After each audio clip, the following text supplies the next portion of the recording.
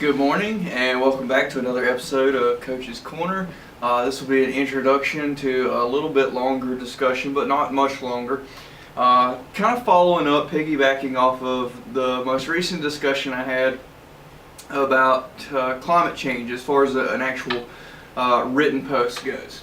So I had some messages about that basically insinuated that I didn't take into account all of the complex facets of the phenomenon itself of climate change. So I have done quite a bit of extensive research over the years, but I've compiled it and organized it a little bit better.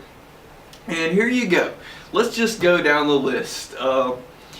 Which aspect would you prefer me to discuss? Okay, so I am very familiar with the Antarctic studies, the Vostok Antarctica ice core samples, CO2 and the parts per million, cyclically as discovered in ice core samples.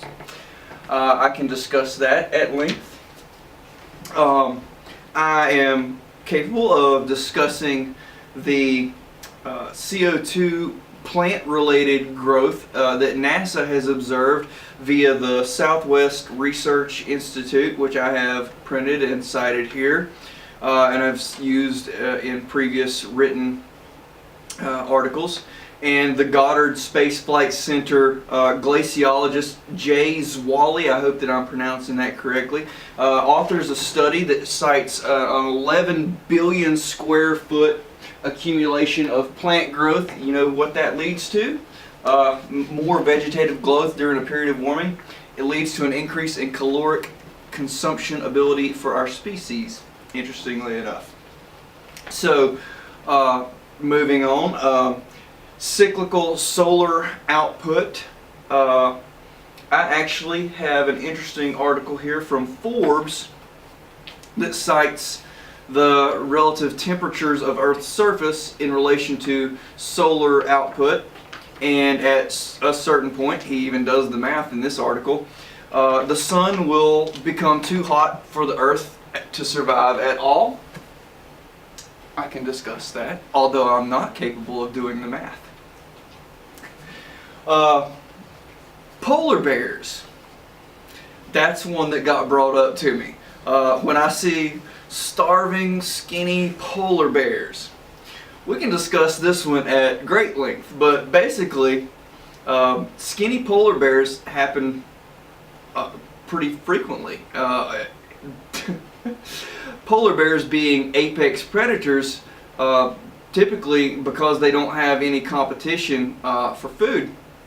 When their food sources run out, mostly due to seasonal migration of their prey, the most common, it is sad, but the most common way that polar bears die is via starvation. That has nothing to do with global warming, which I also have addressed.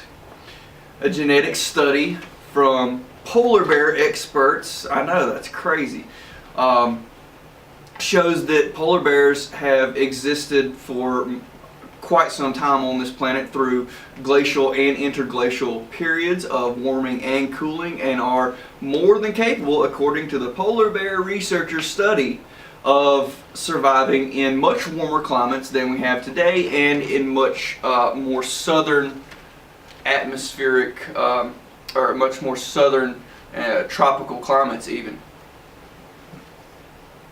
I actually don't know, that may be incorrect, not tropical, but much more southern, much hotter climates than what they thrive in currently. California droughts recorded in the year 850.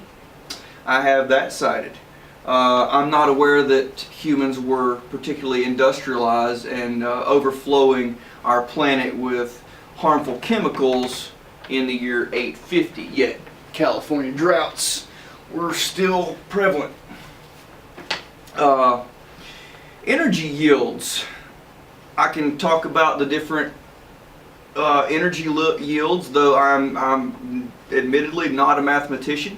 I refer to Mr. Robert Bryce typically, though there are others. but I love reading his math, and it's above my head, but I can follow along.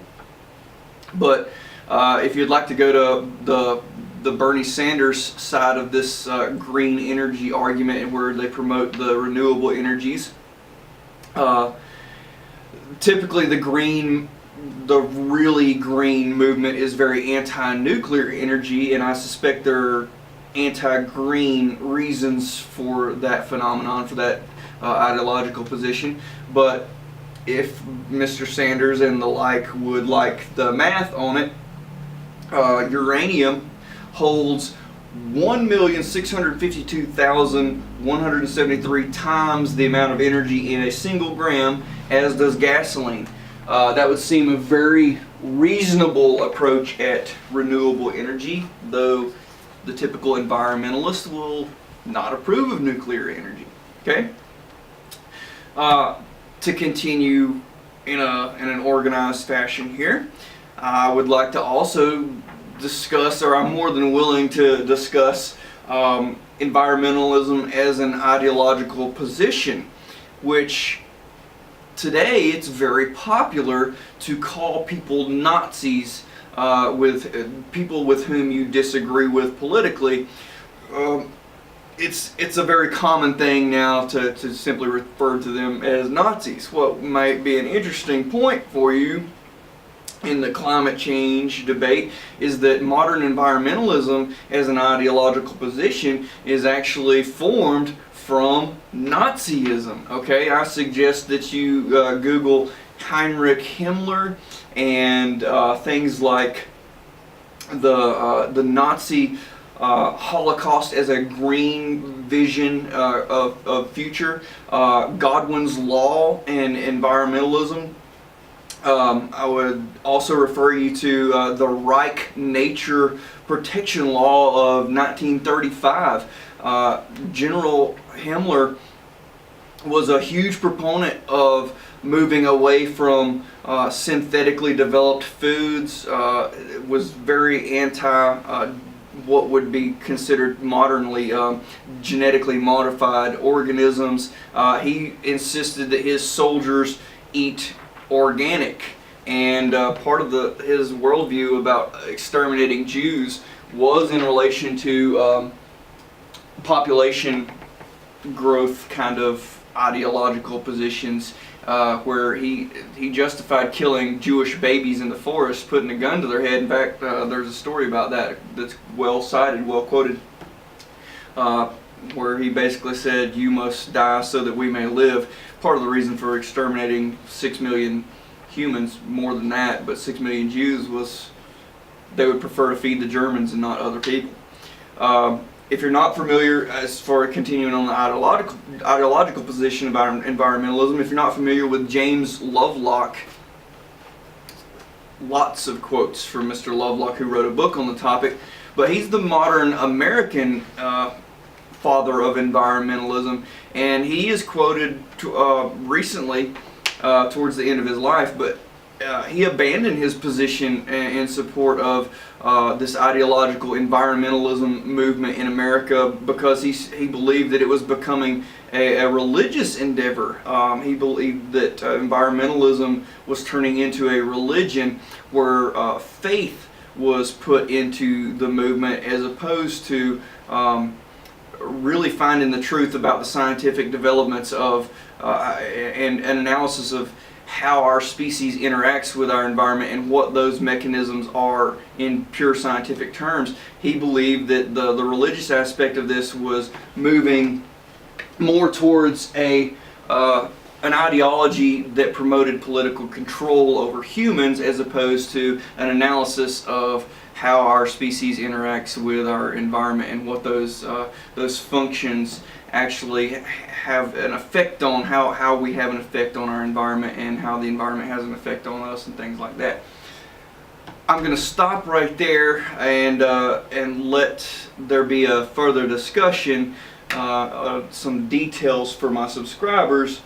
But I would like to point out that the math in getting to these things, the math in getting a rocket off of our planet to develop rocket fuel and things like that, yes, that's above my head. But there's not any of those aspects of how our Earth interacts, and taking ice core samples, parts per million of CO2, what the effects of CO2 are on plant life and on our planet, and how that plant growth and whatever, how humans benefit, or how it's detrimental to our species, things like that.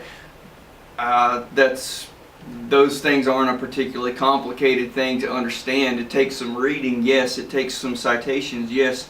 But just because I am not a climate scientist doesn't mean I'm not capable of understanding those things. I can discuss any of those parts, any part of aspect of climate change that people would like to discuss with me. They're more than welcome. Absolutely invite that. If I need to do some research, and if you want to provide citations for me to read and research, I'm more than open to that. Okay? Hope you have a great day. Follow along. Subscribe.